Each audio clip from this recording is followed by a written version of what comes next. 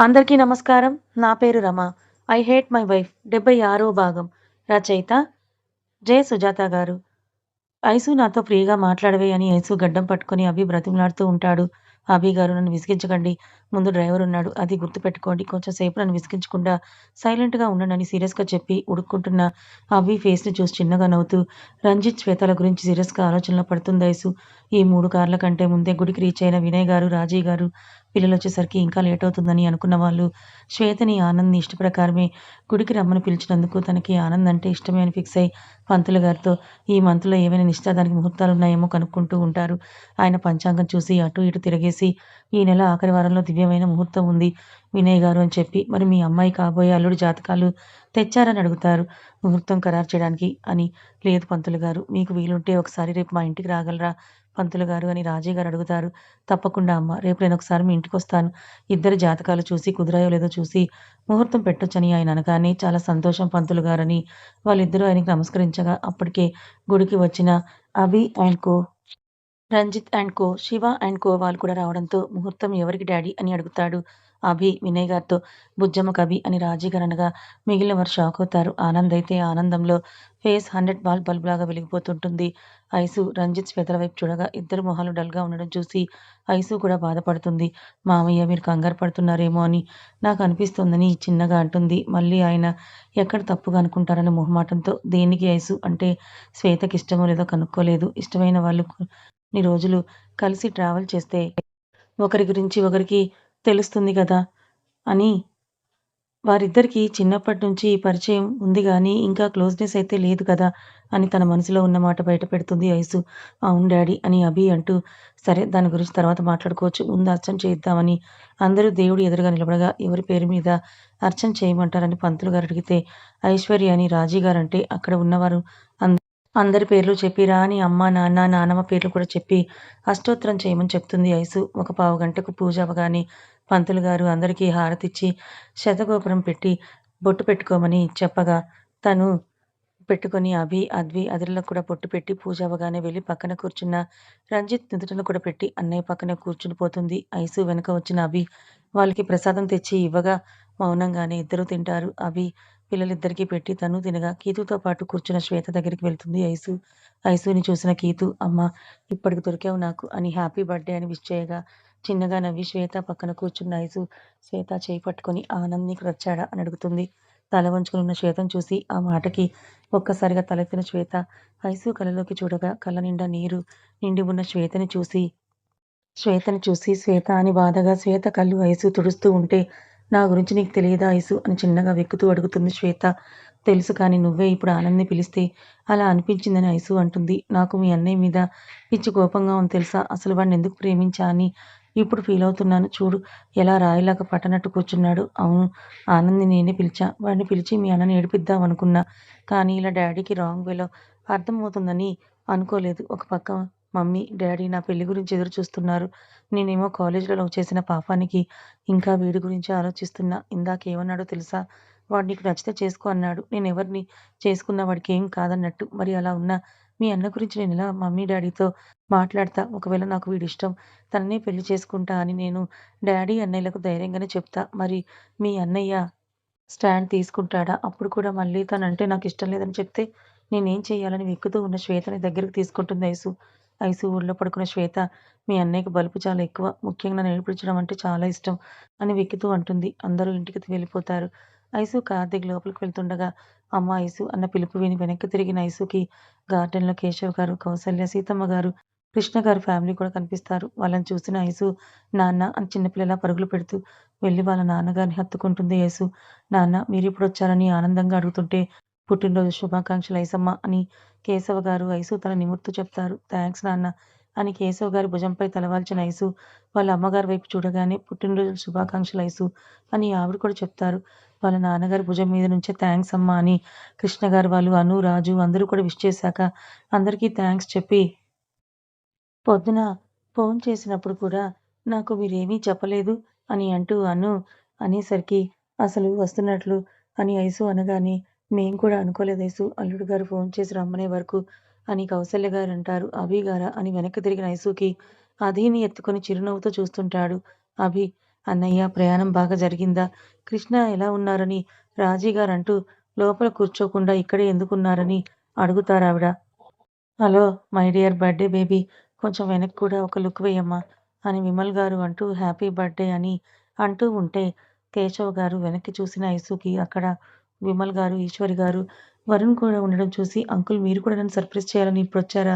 పొద్దున్నుంచి నాకు ఒక్క కాల్ కూడా చేయలేదని బుంగమూతి పెట్టుకొని ఐసు అంటూ నేను మీ మీద అలిగానని ఐసు అనగానే కొంపదీసి బుంగమూతి కూడా పెట్టుకున్నావా? అని సరదాగా విమల్ గారు అంటారు. ఆ! అవును చూడండి ఎలా పెట్టాను అని ఐసు కూడా అల్లరిగా అనగానే సరిపోయిందిరా! వచ్చింది లేట్ మళ్ళీ నా కోడలి మీద సెటర్లు బానే వేస్తున్నావురా! అని విమల్ గారంటారు.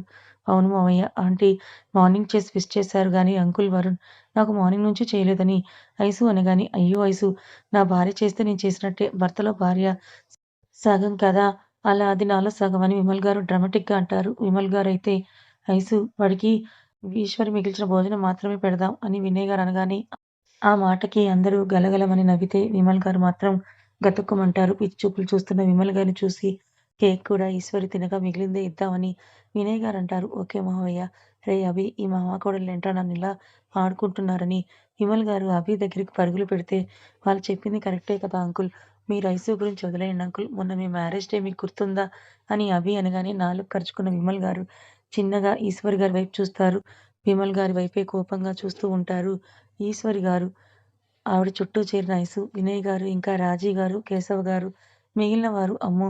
అలా ఎలా మర్చిపోయా నేను అని ఆయన మనసులో అనుకుంటూ రిమైండర్ కూడా సెట్ చేసిన గుర్తు అని అనుకుంటూ కోపంగా బుసలు కొడుతూ చూస్తున్న వాళ్ళందరిని చూసి పగపట్టేశారు కదా నా మీద ఏదో ఒక రకంగా కవర్ చేయరా విమల్ అని ఆయనకు ఆయనే అనుకుంటూ అరే ఈసు మొన్న మన పెళ్లి రోజు ఎలా మర్చిపోతాను చెప్పు అని ఈశ్వరి గారికి అడ్డం పట్టుకొని ముందు రోజు గుర్తుంది కానీ ఆ రోజు మీటింగ్ టెన్షన్ వాటిలో పడి మర్చిపోయా అని ఆయన అంటున్న ఏ ఎక్స్‌ప్రెషన్ మార్చకుండా అందరూ ఆయన వైపే కోపంగా చూస్తుండేసరికి అలా చూడకండ్రా బాబు! భయమేస్తుంది. నేనేం కావాలని మర్చిపోలేదు. ఆ రోజు ఫుల్ బిజీ షెడ్యూల్ అని వినయ్ గారుతో అంటారు విమల్ గారు. ఎంత బిజీ అయినా కూడా అలా ఎలా మర్చిపోతారు అంకుల్ మీరు? ఆ రోజు ఆంటీ ఎంతలా ఫీలయ్యారో తెలుసా? మీరు నెలకి ఒక 20 రోజులు ఫారిన్‌లోనే ఉంటారు. వర్క్, వర్క్ అని అంటూ కనీసం అలాంటి ఇంపార్టెంట్ డేస్‌లో కూడా గుర్తుపెట్టుకొని ఆంటీతో మీరు టైమ్ స్పెండ్ చేయకపోతే ఎలా అంకుల్? ఇప్పటి వరకు కష్టపడ్డారు కదా! ఇంకా వరుణ్ చూసుకుంటున్నాడు కదా! మీరు ఆంటీతో ఉండొచ్చు కదా! అని ఐసు అనేసరికి అయినా ఏంట్రా నువ్వు? ఊ అంటే ఫారిన్ పరిగెడతావు. నువ్వు అక్కడ ఏమైనా మాకు తెలియకుండానే చిన్న మరదల్ని మెయింటైన్ చేస్తున్నావా ఏంటి? అని వినయ్ గారు అనేసరికి ఒరేయ్! నువ్వు కొత్త రకం ఫిట్టింగ్స్ పెట్టకురా! నా బ్రతుక్కి ఒకరు చాలు. మళ్ళీ ఇంకొకళ్ళనా? అని విమల్ గారు ఫ్రెండ్ వైపు కొరకరా చూస్తూ ఈశ్వరి సారీ నిజంగా మర్చిపోయాను. కావాలని కాదు. ఎప్పుడు నీకు తెలుసు కదా గుర్తుపెట్టుకొని మరీ వస్తాను కదా! ఈసారి మాత్రం మర్చిపోయా క్షమించు అనేసరికి కొంచెం కరుగుతున్న ఈశ్వరి గారిని చూసి ఐసు వద్దు ఎక్స్‌క్యూజ్ చేయొద్దని అన్నట్టుగా సైగ చేస్తూ ఐసు తల అడ్డంగా ఊపడం చూసిన విమల్ గారు ఐసు ఇది దారుణం. నేను నీకు సపోర్ట్ చేస్తాను కానీ నువ్విలా నా మీద ఆంటీకి రివర్స్ చెప్పొచ్చా?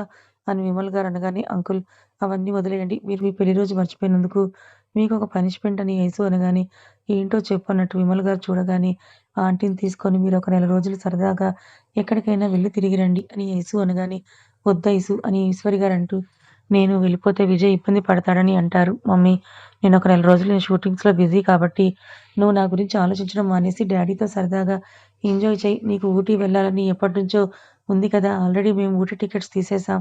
మీరు ఎల్లుండికే ప్రయాణం. ఆ ప్లాన్స్ చూసుకోండి మీ ఇద్దరు అని విజయ్ అంటాడు. విజయ్ మాటలకి ఈశ్వరి గారు సైలెంట్ అయితే ఆ తీసే టికెట్స్ ఏవో ఏ ఫారిన్‌కో తీయక ఊటీ ఎందుకురా అని అంటారు విమల్ గారు. రేయ్! నువ్విలా ప్రతిసారి ఫారిన్, ఫారిన్ అంటే నాకు నిజంగానే అనుమానం వస్తోందిరా అని వినయ్ గారు, కేశవ్ గారు నవ్వుతూ అంటారు. మీకో దండంరా బాబు! నా పెళ్ళానికి లేనిపోని డౌట్స్ పెట్టకండ్రా అని విమల్ గారు నవ్వుతూ అంటారు. సరే రండి అందరూ డిన్నర్ చేద్దామని అంటూ ఐసు లోపలికి వెళ్తుంటే ఎవరూ రాకపోవడంతో వెనక తిరిగిన ఐసు అక్కడే నిలబడిన వారిని అయోమయంగా చూస్తూ ఉండేసరికి ఏంటి అని అనగానే రాత్రి ఓ గోల పెట్టావు కదా! కేక్ కట్ చేసేటప్పుడు సపరివారం ఎవరూ లేరని, మరిప్పుడు అందరూ ఉన్నారు కేక్ కట్ చేయవా వాళ్ళందరిలో? అని అభి అంటూ తన చేయి పట్టుకొని గార్డెన్‌లోకి తీసుకువెళ్తాడు అభి.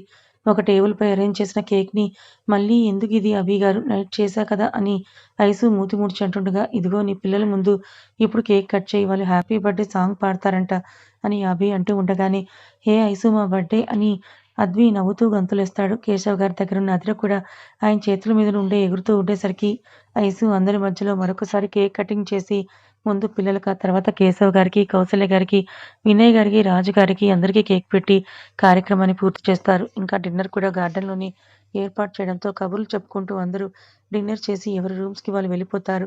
అందరూ వెళ్ళిపోయాక ఒక ప్లేట్‌లో 2 పరోటాలు, పన్నీర్ కర్రీ, కొంచెం రైస్ వేసుకొని ఒక గ్లాస్ వాటర్‌తో రంజిత్ శ్వేత రూమ్‌లోకి వెళ్తాడు. శ్వేత, ఐసు కేక్ కటింగ్‌లో కూడా అంత హ్యాపీగా లేకపోవడం, సరిగ్గా డిన్నర్ చేయకపోవడం చూసిన రంజిత్ తన కోసం అలా వెళ్తాడు.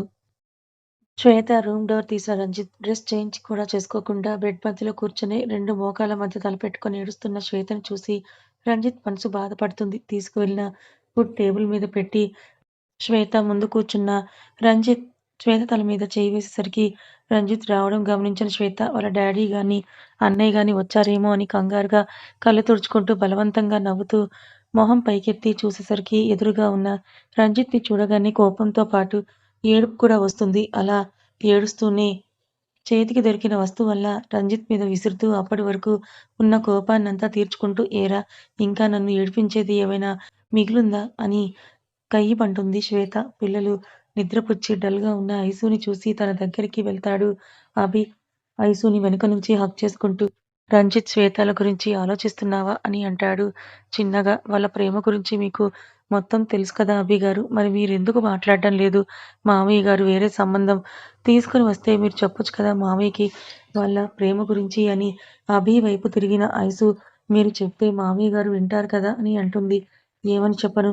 వాళ్ళ మధ్య అసలు క్లారిటీయే లేదు కదా! వాళ్ళ ప్రేమ ఎప్పుడూ గొడవలతోనే ముందుకు సాగుతుంది. అందుకే నేను ఇన్వాల్వ్ అవ్వడం లేదు. వాళ్ళని ఒక క్లారిటీకి రానివ్వు. అప్పుడు మనం వాళ్ళకి సపోర్ట్ చేయొచ్చని అంటూ, వాళ్ళ గురించి తర్వాత, ముందు నా గురించి ఆలోచించొచ్చు కదా! అని అభి మోకింగ్ వాయిస్‌తో అనగానే, మీ గురించి ఏం ఆలోచించాలి? భోజనం చేశారు కదా! ఇంకా ముసుగు పెట్టి పడుకోండని చిలిపిగా నవ్వుతూ ఐసు అనగానే, రాక్షసి ఒక్క నైట్ తోటే నన్ను పస్తులుంచుదామని ఫిక్స్ అయిపోయావా? అని అంటూ ఐసుని గాఢంగా అల్లుకుపోతాడు అభి. అలా ఏడుస్తూనే చేతికి దొరికిన వస్తువల్లా రంజిత్ మీద విసురుతూ అప్పటి వరకు ఉన్న కోపాన్ని తీర్చుకుంటూ ఏరా! ఇంకా నన్ను ఏడిపించేదేమైనా మిగిలుందా? అని శ్వేత అరుస్తూ ఇంకా అలసట రావడంతో బెడ్ పైన కూలబడుతుంది. అప్పటి వరకు విసిరినవి అన్నీ క్యాచ్ పట్టుకుంటూ పక్కకు పెడుతున్న రంజిత్, శ్వేత కూర్చోగానే గ్లాసులో ఉన్న వాటర్ తన ముందు పెట్టి తాగు. భోజనం చేశాక ఓపికొస్తుంది. మళ్ళీ స్టార్ట్ చేద్దువు గాని అని అంటాడు. రంజిత్ వైపే కళ్ళనీళ్లతో కోపంగా చూస్తున్న శ్వేత ఒక్కసారిగా రంజిత్‌ని కౌగిలించుకొని ఏడుస్తూ ప్లీజ్ రా! నన్నలా అవాయిడ్ చేయకు. నేను తట్టుకోలేను. నాకు నువ్వు కావాలని అంటూ వెక్కుతుంది శ్వేత. శ్వేత హగ్ చేసుకున్న తనని చుట్టుకొని రంజిత్ నుంచి దూరం జరిగి తల వంచుకొని సారీ అని అంటుంది. అయినా ఏమీ పట్టించుకోకుండా భోజనం కలిపిన రంజిత్ ముద్దని నోటి దగ్గర పెట్టడంతో నేను తినను. నువ్వు నన్ను క్షమించి నాతో మాట్లాడితేనే తింటా అని మూతి బిగబట్టి కూర్చుంటుంది. దాంతో విసుగొచ్చిన రంజిత్ ప్లేట్ పక్కన పెట్టి బుగ్గలు అదిమి నోట్లో బలవంతంగా ముద్ద నోట్లో కుక్కుతాడు. ఇడియట్! ఇలా ఎవరైనా తినిపిస్తారా? అని నోటి నిండా అన్నం ఉన్నా మాట్లాడేసరికి ఆ అన్నం తుంపరలు రంజిత్‌పై పడడంతో ఒక్కసారిగా ఇబ్బందిగా కళ్ళు మూసుకుంటాడు రంజిత్. అయ్యో! సారీ సారీ అంటూ క్లాత్‌తో రంజిత్ మొహం తుడుస్తూ అంటుంది శ్వేత.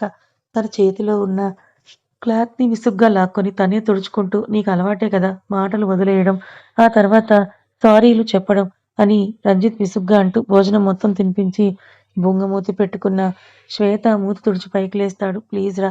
ఆ రోజు నువ్వు టైంకి రాకపోతే నిజమే వాళ్ళు నన్నేం చేద్దురో కానీ నువ్వలా నన్ను కొట్టేసరికి నాకు కోపం వచ్చి అలా అనేసా. ప్లీజ్ సారీ చెప్పా కదా!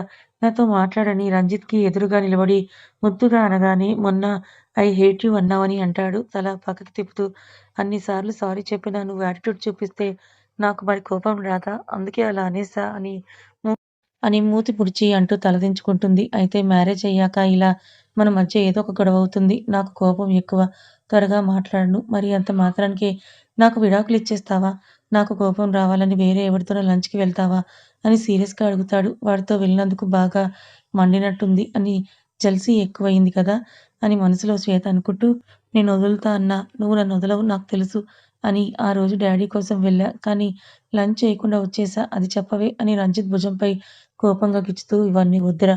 నాకు నువ్వు కావాలి. ప్లీజ్ నన్ను పెళ్లి చేసుకోరా అని శ్వేత సాగదీస్తూ అనగానే శ్వేత వైపు చూసిన రంజిత్ అది కాదే రేపు పెళ్ళయ్యాక కూడా ఇలాగే రా అని పిలుస్తావా నన్ను? తప్పేముంది? నువ్వు నన్ను వే అంటున్నావు కదా! ఓయ్! నేను మొగుడిని ఒసేయ్ అని కూడా అంటా.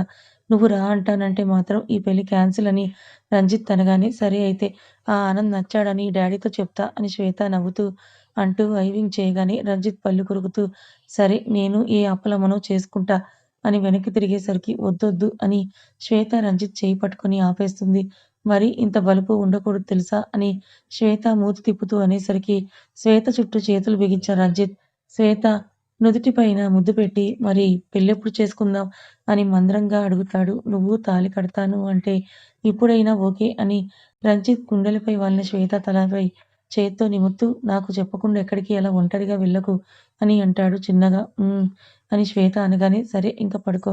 రేపు ఆలోచిద్దాం ఏం చెయ్యాలో అని రంజిత్ శ్వేతని దూరం జరిపి అనగానే ఈ నైట్ ఇక్కడే పడుకోవచ్చు కదా అని రంజిత్ టీ షర్ట్ పట్టుకొని అడుగుతున్న శ్వేతని దూరం జరిపి అప్పుడు కదా కర్రతో పెళ్లి చేసేది మన వాళ్ళు అని రంజిత్ అనగానే ఆడపిల్లగా నేనే ఓకే అంటుంటే నీకేంట్రా ప్రాబ్లం అని శ్వేత అనేసరికి నువ్వే ప్రాబ్లం ఇంకొంచెం సేపు ఇక్కడే ఉంటే నాకే ఏదోలా అయ్యేలా ఉంది అని అంటూ శ్వేతని దూరం జరిపి గుడ్ నైట్ అని బుగ్గపై ముద్దు పెట్టి రేపు ఇద్దరం ఆఫీస్కి వెళ్దామని చెప్పి చిరునవ్వుతో బయటికి వెళ్ళిపోతాడు రంజిత్.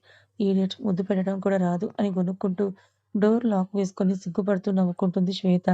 కథ ఇంకా ఉంది. మరి ఈ కథ మీకెలా అనిపించింది? నచ్చిందా? నచ్చితే లైక్ చేయండి. మరికొంతమందికి షేర్ చేయండి.